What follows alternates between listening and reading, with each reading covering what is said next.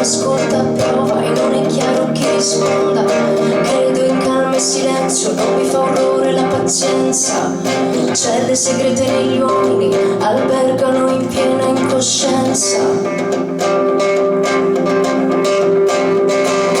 Rughe di fango e sangue, scolpite di umiliazione. Credo reclamino una tregua, la possibilità di un nome. L'ingordigia e l'invidia raccolgono ceste di vuoto. Credo nei lunghi cammini che danno chiarore all'ignoto.